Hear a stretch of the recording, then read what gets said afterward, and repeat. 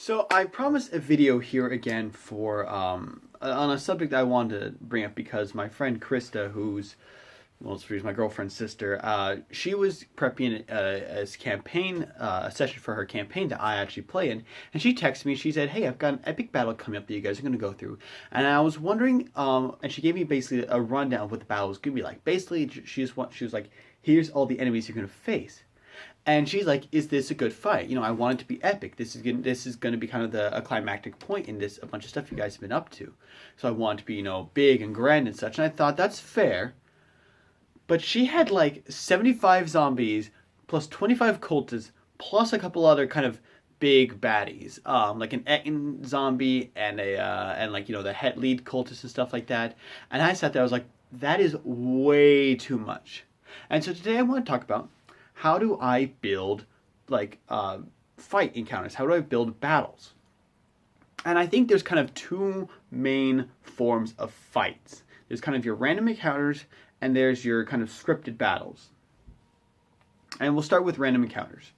Random encounters are basically, again, we've done a whole video about random encounters, so I'm only going to go over this very briefly. It's just, these are kind of little fights you sprinkle out, usually when you're like traveling or when you're in a dungeon or something like that, somewhere dangerous, where you basically want to make sure the players remember the fact that this is a dangerous place, and therefore there are going to be monsters they're going to have to fight. There's dangerous creatures that want to kill them and eat them or stop them for whatever reason, and thus you're going to have to deal with them. And again, because we have a whole video, I'm going to say, basically I would go back to that video. I use the goblinist, I plug in the information real fast, and I spam one out, and then I try to take, no more than like 2-3 minutes to kind of know what I'm going to do and at least start building the map for it real fast and have start having people getting their miniatures and roll initiative. That way the players aren't waiting too long for a fight to get going. I've had a couple times where I've been playing in a session at times throughout my career, and I've been really annoyed because my DM will take I think there was one time where we took almost 10 minutes getting the encounter ready, and I'm like, it's just a random encounter. It doesn't need to be epic. It doesn't need to be big. It just needs to be a couple monsters. And again, you can set them as, big or small, are these deadly, are these hard, are these medium, are these easy, whatever they want to be. Whatever you're going for with how your playstyle is. The other type of fights are, are kind of scripted battles. And again, I want to talk about this just a little bit. I don't feel there's too much to this. And this is any time where you're like, this is a fight that the players are going to run into. Mainly these are boss fights, like, they get to the end of this dungeon, here's kind of the boss for the dungeon, or they're going to have to fight these guards because of this plot point, whatever it might be. And for the most part, I will sit down and I'll actually figure those things out. Now, typically, what I do is with scripted battles, there's two subtypes. There's my filling the dungeon battles that are just there to tell the players that they're supposed to be challenging, this is supposed to be a danger. And the other one is usually my boss fights, my big important fights that I want to really focus on. Now, I remember, diving back into the phylactery layer, and I had a lot of combat in there. There were several different fights in there. Some of them were supposed to be challenging, some of them were not. For instance, fighting Fritzless at the end was supposed to be a bit of a challenge. Fighting the stone golem, where they got the hammer of Keurig, that was supposed to be challenging. Even fighting the Solar, which later became, Cormel, that was supposed to be at least a little challenging, mostly because they probably would have taken at least a little bit of damage prior to then. But there were other things where they fought a couple devils. They had to fight, and there was an Odiug in the dungeon at one point. There were some wights they fought at one point. There was various creatures that battles where I was like, these don't need to challenge the players, and I just kind of threw them in there. And mostly I was just thinking to myself, if I were Fritzless, what would I place in this dungeon? And that's what I do with most of my kind of filling the dungeon battles. It's mostly just what makes sense, what's logical. And most of these fights really not that challenging because I don't want to put a lot of emphasis on them. Challenging battles tend to take a lot of time, and they tend to kind of draw a lot of focus, and I don't want that to happen for these, minor battles. So I don't put a lot of time in. I don't make them that challenging. If they're challenging, that's okay, but I don't do it by putting effort into them. And I think players can usually sense that I didn't put a lot of effort into this encounter, therefore we don't need to put a lot of investment in this, emotionally. This is just a fight. We need to get through this. It's just one more challenge, obstacle on our way to the big baddie at the end. Then, of course, there's our boss fights. Fighting Fritzless at the end, fighting, I'm trying to think, the Red Axe Guardian in the Phylactery, was that the Phylactery layer? See, here's the problem. I get to a point where all my layers and my adventures start to blend. Fighting Savros, the Minotaur, Guardian of the Crown of Ornoth, which you don't know about, but that was another thing. At one point, my red party went through this huge labyrinth, and they fought basically the Minotaur. But I made it very challenging. I have another one where my other party, my red group's going to fight a couple of dragons, a pair of white dragons, and I put some time and effort on that. When I do these big adventures, I try to make sure they're challenging, and I make again the monster challenging. And again, you can refer to my, monster video. And again, that's why I don't want to take too much time about this. I want to get to the next part of this video, which is talk about why doing a lot of baddies is a bad idea. And again, when I do boss fights, I make sure they have cool abilities, and they're tough, and they're challenging, and I make sure I really push them. And mostly I just throw them out into the end zone, and I kind of just say, okay, they're somewhere out there, they're supposed to be just hard, and the challenge for my players is mostly being able to strategize and do things that will allow them to take down this seemingly impossible task. And I'll say that's really most of that's really all the thinking framework of my thoughts that goes into building my monster fights. Now, when I'm building, I like the big old boss fights, usually with a single baddie who's massive, he's tough, he's got lots of abilities, and he's just brutal. Now, I like this because it's reminiscent, I think, of kind of the gaming community. A lot of my players are gamers, past and present. And so they're kind of used to playing, old, video games and such like that, old and new video games where usually you have the boss at the end of the dungeon who's this big baddie and he's tough and it takes a lot of effort, but you finally get felled this massive ochre or this giant dragon or this, powerful witch or something like that, but it's usually the single bad guy. Or like, you can think about World of Warcraft, where oftentimes you'll have a boss at the end of the dungeon or raid and he's this big thing and you all have to team up to take him down. On your own, he'll just slaughter you. Whereas I typically tend to avoid, just by inherent nature, more of swarm battles. These battles where there's a lot of different enemies. And what I'm finding, though, is that can actually be more challenging. And that comes down simply just to the numbers of D&D. D&D, like Pokemon, is completely mathematical. Again, all we have is a bunch of numbers. And because we can see the numbers, it's a lot easier for us to understand the math behind it. And I don't want to get into the math of all of it simply because it would take forever and I don't want to spend the time writing it all out so I can make sure I explain it clearly. But the thing is, what I found, and I see this a lot with my red group, they're powerful. They are incredibly powerful people. They're like 12th level at this point, and when I throw things at them, they usually chomp through them with ease. That's why I throw my things out at the end zone. I make my monsters just impossibly hard, because I know that they'll somehow find a way to defeat them. But that becomes epic. That becomes a memorable moment. Whereas what I found is that if I throw a lot of creatures at them, it doesn't matter, they don't have to be as tough. They become much more challenging. At one point, my red group, Vishnu, Loki, Altamizai, Torvin, Deslin, that group, they were in the territory of some elves, and they were trespassing for various reasons. That's another story.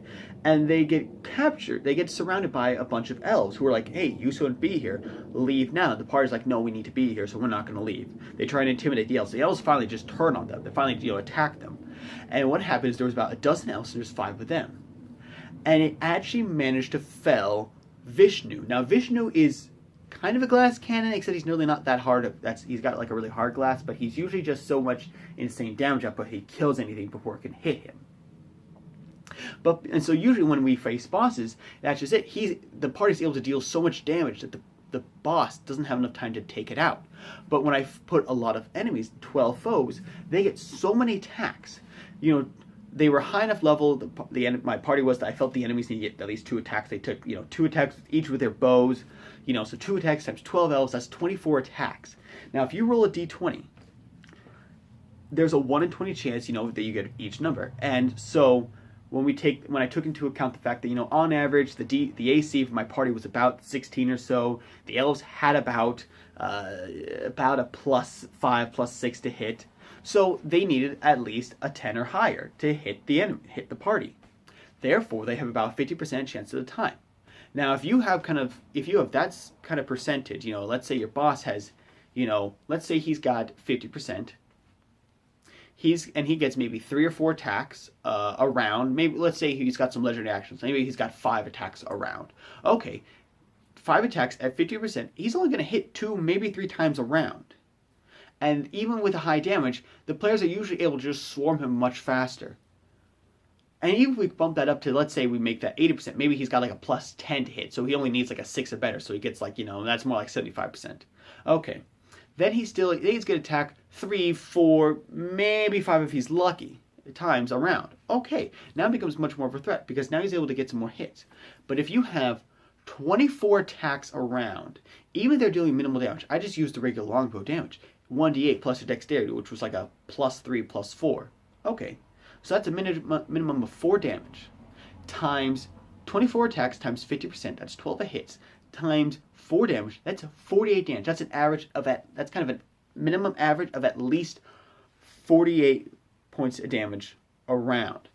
You assume the fact that the average of a d8 is actually 4.5. 4.5 plus 4 is about an average of 8 or 9. We'll just say 8 just to round down. 8 times 12 is 96 points of damage on average.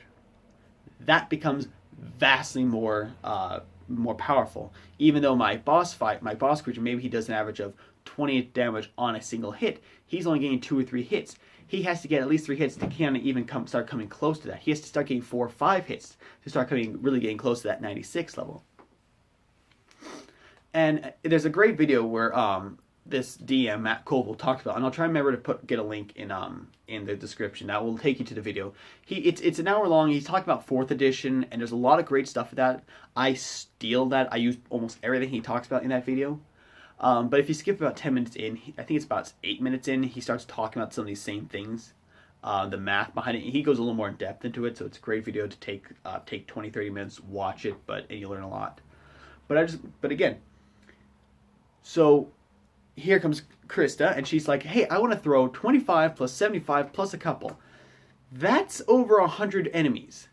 Let's assume they have even a 25% chance to hit. Let's say, again, in that campaign, I think the average AC is about 15, 16. Okay, let's assume those guys have even a plus 3 or something like that, to hit. So they need about a 12. So they're going to hit about a third of the time. So that's 33% times 100 enemies. Even if we assume each enemy only gets 1 attack, that is 33 attacks on average. If each attack is doing, let's say, even an average of 4 or 5 points of damage, 33 times 5, that becomes closing in on almost 200. It's about 166 if my math is correct off the top of my head. 166 points of damage per round. Granted, that number is going to drop quickly because these are probably going to be fairly weak. But unless you're using minions, which die instantly if you deal any damage to them, that number is not going to drop, that drastically. As our heroes are only getting 2 attacks per round times about the 3 or 4 of us. We're only getting maybe about 5 or 6 hits in a round.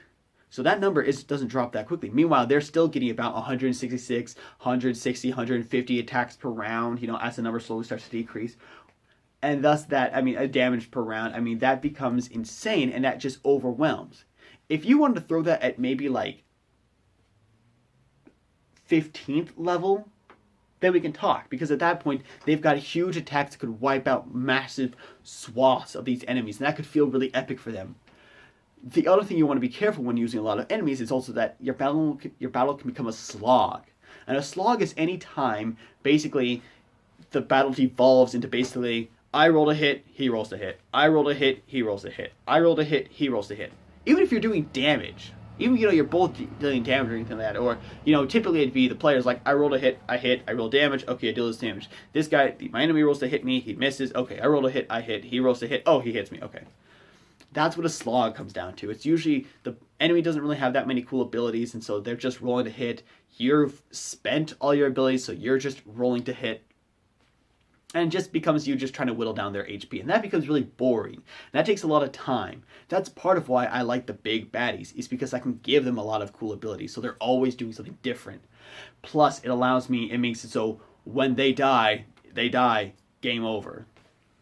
That's why, and thus I tend to try and avoid large numbers. unless there's like plot reasons or you have some special system thing, I would say do never have more than like 20 enemies on the field unless you have like 10 of your guys on the field. And again, unless it's supposed to be this big battle that's just going to take forever and everyone knows that. But again, make sure there's stuff happening, there's stuff changing, the battle is dynamic, because that keeps it interesting, that keeps people invested. It keeps it from turning into a slog. So that is what I want to say about video, about putting together fights, putting together battle encounters. Just we talked about, there's random encounters, there's scripted battles, and the scripted battles fall into boss fights and filling the dungeon, and we talked about that. We talked about the fact that you don't want to put too many characters in because it can become a slog, but also putting multiple enemies in the field, putting more enemies than your party makes it more challenging. And that's something Matt Koval goes into. He talks about the fact that the moment the party is outnumbered, the enemy has the advantage, or at least starts to gain an advantage. Maybe they don't really have an advantage quite yet, but their advantage really starts to stack up the more and more they outnumber the party. And that's an important point to think about. But again, you don't want to get too high because that becomes insane, plus it turns into a slog. Even if you can handle it, it can turn into a slog. That's all, folks. Thank you guys for listening to me ramble and such. The videos are more sparse, mostly because I'm finding myself getting involved with a lot of other things. I'm helping my band, my old marching band. I'm actually doing that tonight, for instance. I work. I've got a bunch of other, commitments and such. And so the videos are becoming more sparse, but that's also because I'm not always sure what I want to talk about. So if you guys have ideas of stuff you want to talk about, please send them to me. Leave them in the comments. I get notifications, so every time you leave a comment, I can check in on that and I can see what you suggest. Any questions, any, ideas, let them know. And if it's a good question, I might do another video on it.